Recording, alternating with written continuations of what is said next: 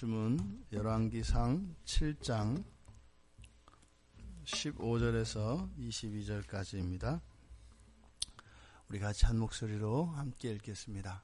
열왕기상 7장 15절에서 22절입니다.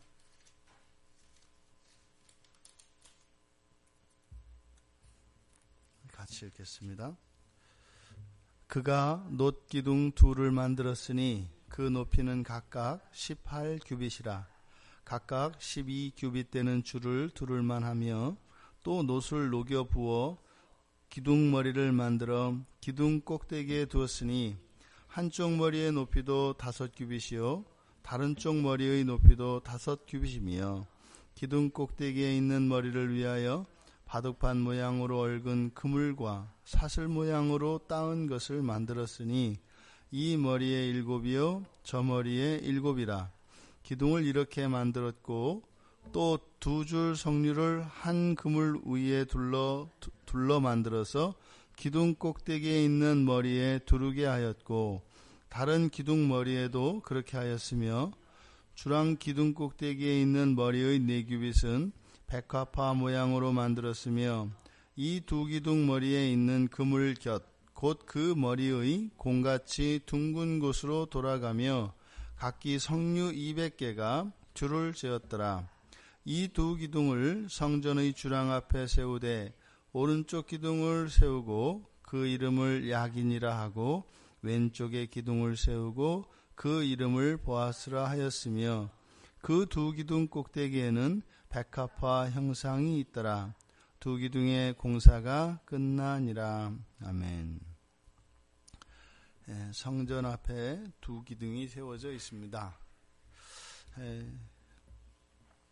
우리가 성경책을 지금 뒤에서부터 앞으로 봐나가기 때문에 결과론적으로 성경을 볼 수 있는 것 같아요. 저도 이렇게 보는 것은 처음이고요. 그러다 보니까 보이지 않았던 것들이 보이는 것 같습니다. 그래서 뒤에 이미 결과를 알고 나서 앞으로 이렇게 가니까 뒤에 나오는 결과의 원인들, 그 원인들을 본문에서 이렇게 감지를 할 수 있는 거죠. 오늘도 지금 성전 앞에 있는 2 기둥, 그래서 우리들도 축복하고 이렇게 할 때 보아스와 야긴이 되어라 이렇게 축복하고 그렇게 했던 2 기둥입니다. 성전 앞에 이 2 기둥이 있는데 높이는 2개가 규모나 모양이나 둘 다 똑같은 크기로 똑같은 모양으로 만들어진 기둥인데 높이가 18규빗이고 둘레가 12규빗 그리고 5규빗의 기둥머리가 있다. 매우 안정적인 모양입니다. 그런데 그 둘레는 지름, 이때는 지름 이렇게 사용하지 않고 그냥 둘레를 가지고 따지니까 그래서 요 12규빗을 둘레 12규빗을 지름으로 재보니까 대략 2규빗 정도 돼요. 그러니까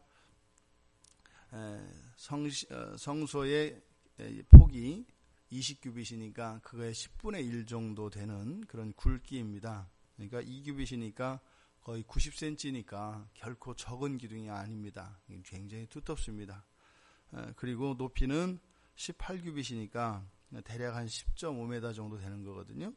그러니까 굉장히 안정적인 거죠. 높이에 비해서 10분의 1, 높이의 10분의 1 되는 두께를 가지고 있는 기둥이니까 굉장히 묵직해 보이고 이렇게 길다는 느낌보다는 육중하다라고 하는 느낌이 드는 그런 기둥입니다.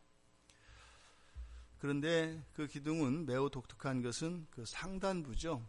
기둥 위에 이제는 기둥 머리 장식이 있게 되는데 기둥 머리는 이제 기둥이 있고 기둥 위에 이렇게 기둥 머리를 두어서 이제 장식을 했는데 위쪽부터 맨 위쪽부터 보자면 이렇게 이제 그 백합꽃처럼 이렇게 되어 있는 거죠. 그래서 백합꽃 모양으로 위에가 되어 있고 밑에 하단부는 배가 이렇게 볼로 나와 있습니다. 그러니까 기둥이 있고 기둥 밑에서부터 이제 기둥이 이렇게 올라가면 기둥의 끝, 이 위에 부분을 이제 장식된 부분을 기둥 머리라고 하는데 기둥 머리와 기둥이 맞닿은 요 지점에 이렇게 배가 불룩하게 나와 있는 부분이 있는 거예요. 그리고 그 위쪽으로는 백합화꽃의 형상으로 이렇게 되어 있는 기둥입니다. 굉장히 아름답죠. 그런데 배가 볼록 나와 있는 부분, 거기에 말하자면 물고기 잡을 때 쓰는 이제 그물이 있지 않습니까? 그물을 약간 비스듬하게 대각선 모양으로 비스듬하게 해서 그 네모줄이 7줄이 그 기둥 전체에 이렇게 돌아가면서 있는 거예요. 그리고 그 7줄의 그 칸들, 7줄이니까 칸은 8칸이겠죠. 8칸 안에 그 2줄기에 성류가 쭉 매달려 있는 이것이 그 각 칸마다 2줄씩 이렇게 이제 거 있는 겁니다. 거기에 이제 200개의 성류가 이렇게 그려져 있다고 합니다. 어쨌든 여기에 백합은 무슨 의미가 있고, 성류는 어떤 모양이 있고, 격자 모양은 어떻고, 배가 부르는 것은 그렇게까지 굳이 그렇게 너무 의미를 부여하거나 그럴 필요는 없다라고 생각을 합니다.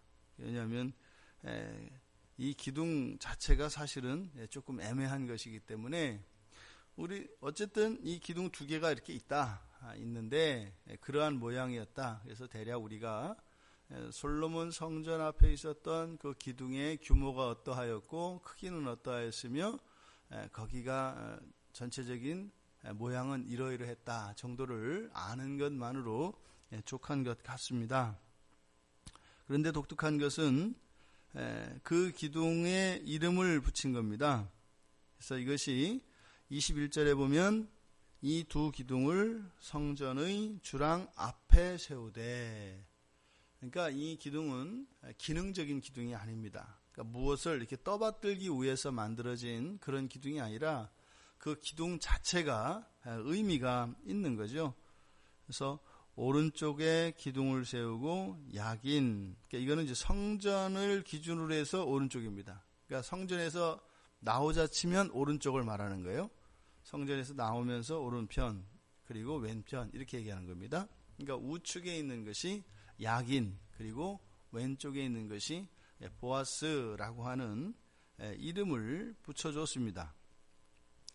이 야긴이라고 하는 말은 원래 강한이라고 하는 형용사에서 온 건데, 이것을 굳이 해석하자면 하나님이 강하게 하신다, 이런 뜻입니다. 그런데 그 해설서에 따라서는 어디에서 그렇게 해석이 됐는지 모르겠습니다만 저가 세우시리라 이렇게 의미를 부여하는 것도 있습니다. 그런데 제가 참조한 것은 히브리어 원어 사전을 참조한 것이기 때문에 하나님이 강하게 하신다라고 하는 이 단어가 정확히 맞습니다. 그 의미가. 그 다음에 보아스라고 하는 이 단어는 불확실한 의미를 가지고 있는, 사용하지 않는 어원이라고 합니다. 그러니까 무슨 말이냐면 정확히 알 수 없다 이 말이에요. 그래서 빠름이라고도 하고, 그 빠름, 신속함 이런 것들은 하나님의 능력을 나타내기 때문에 이것은 그에게 능력이 있다, 이 정도로 번역을 합니다. 그 이름을 붙이고 2 기둥을 여기에 세운 의도와 그 이유를 알 수가 없습니다. 그러니까 왜 이 기둥이 이 솔로몬 성전 앞 그 주랑 앞에 있었을까 모릅니다. 그러니까 하나님이 이렇게 기둥을 앞에 세우라고 하셨던 어떤 흔적을 찾아볼 수가 없습니다. 그러면 이것을 어떻게 해석해야 될까? 그런데 이제 학자들에 따라서는 단지 이제 거기까지만, 그 이유를 알 수 없는 기둥이 2개 있다라고까지만 주해를 합니다. 근데 어쨌든 이 기둥에게는 분명한 2개의 이름이 있었기 때문에 그 이름을 통해서 솔로몬이 기원하였던 바라는 것이 무엇이었는지를 우리가 알 수 있습니다. 하나님이 강하게 하신다. 그리고 그에게 능력이 있다. 그러니까 이 성전을 통해서 이 성전의 이 강한 것은 말하자면 영원하고 불멸을 바라보게 합니다. 왜냐하면 강한 것은 다른 것에 의해서 구속당하지 않고 다른 것에 의해서 무너지거나 멸망당하지 않기 때문에 지속될 수 있는 거죠. 그래서 영원과 불멸을 바라보게 하는 것인데, 바로 이 성전이 그렇게, 이 성전이 영원하기를 바라는 솔로몬의 마음을 나타내고 있는 것 같습니다.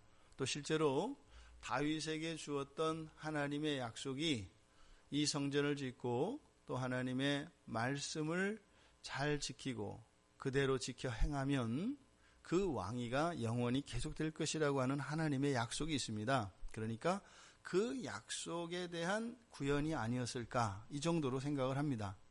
그런데 그렇게 영원하기를 바라는데 그 영원한 근거가 무엇이에요? 하나님이라는 겁니다. 능력이 누구에게? 하나님께 있다. 그래서 이 솔로몬 왕국과 이 성전의 영원함이 하나님의 능력에, 하나님의 보호 아래 있기를 바라는 마음, 그것이 두 기둥에 붙여진 야긴과 보아스라고 하는 이름을 통해서 우리가 알 수 있는 내용입니다. 그런데 앞서 말씀드린 것처럼 이 성전은 어떻게 돼요? 완전히 멸망이 되고 이 기둥조차도 다 옮겨가게 됩니다. 노수로 만든 그 기둥이기 때문에 그것을 부수거나 이럴 수는 없었을 겁니다. 그러니까 그 기둥을 넘어뜨려서 그것을 그대로 바벨론으로 실어가죠. 또 나라도 멸망하지요.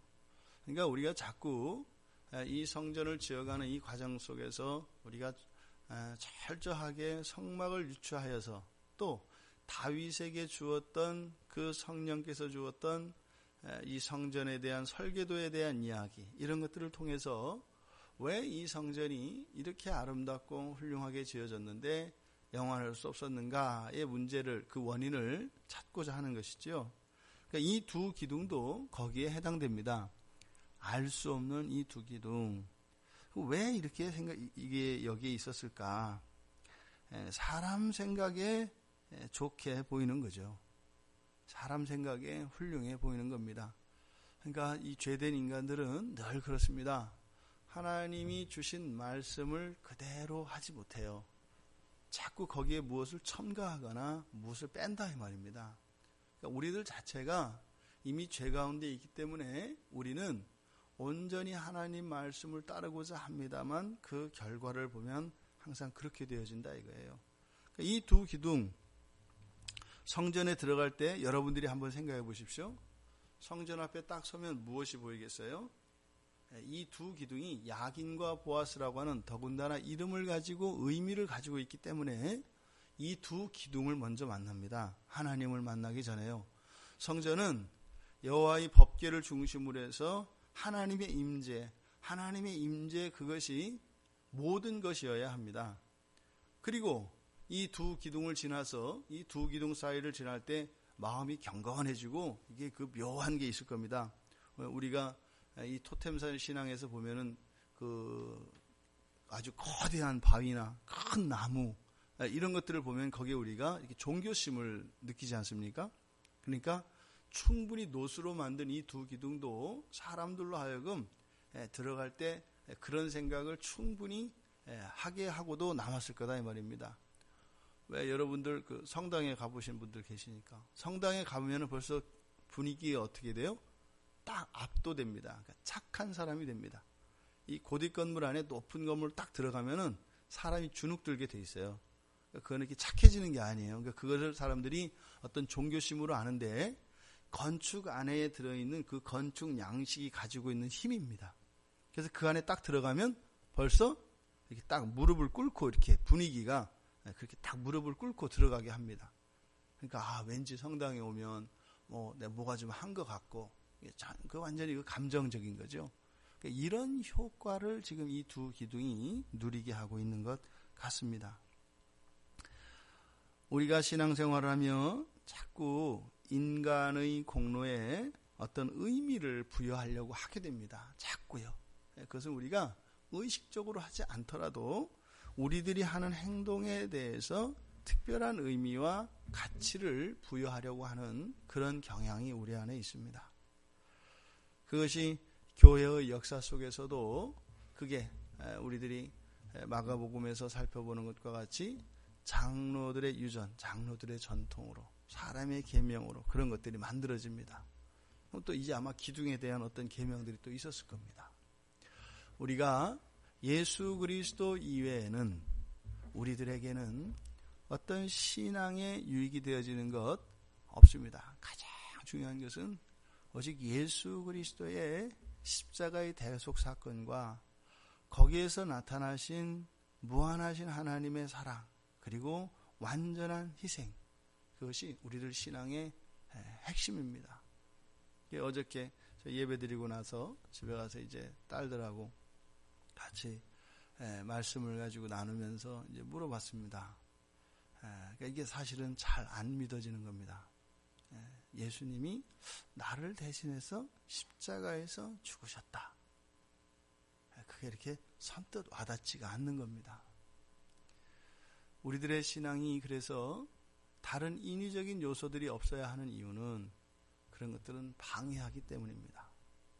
그래서 철저히 우리들의 신앙의 중심은 우리를 위하여 우리의 죄를 대속하신 그 십자가에서 돌아가시고 부활하신 그 예수 그리스도, 그분을 믿는 겁니다. 그분의 그 완전한 공로, 충분한 공로, 그리고 그분의 완전하신 의가 믿는 자들에게 주어지는, 이것이 우리들의 신앙의 핵심이어야 합니다. 이 야긴과 보아스, 알 수 없는 두 기둥, 이러한 것들이 저는 이것을 인위적인 요소로 보고 우리의 신앙생활 안에 하나님 말씀에 따르지 않은 그런 인위적인 요소들은 늘 우리가 살피고 덜어내야 할 것입니다. 그랬을 때 우리의 신앙이 더욱 순수하여서 하나님이 기뻐하시는 그러한 사람들로 살아갈 수 있다는 것입니다. 이 한날 우리들이 삶 속에 그런 것들이 있다면 덜어낼 수 있었으면 좋겠습니다. 또 어떤 때는 우리가 하나님이 말씀도 하지 않으셨는데 괜한 것 때문에 우리 스스로 고생하고 애쓰고 힘들어하는 이런 것들도 있습니다. 또 하나님이 주시는 것이 아닌데 그런 것으로 기뻐하고 만족하며 그것을 추구하는 것들도 있습니다. 우리의 삶 속에 그런 것들이 이미 우리의 몸에 배어 있습니다. 이 한날 우리들의 내면과 우리의 삶을 돌아보며 인위적인 그런 요소들은 없었는지, 또 일부러 빠뜨리고 놓치고 있는 것은 없었는지, 그래서 우리가 정말 더욱더 온전한 그런 신앙인으로서의 삶과 마음가짐을 유지할 수 있는 이 한날 되기를 주님의 이름으로 축원드립니다.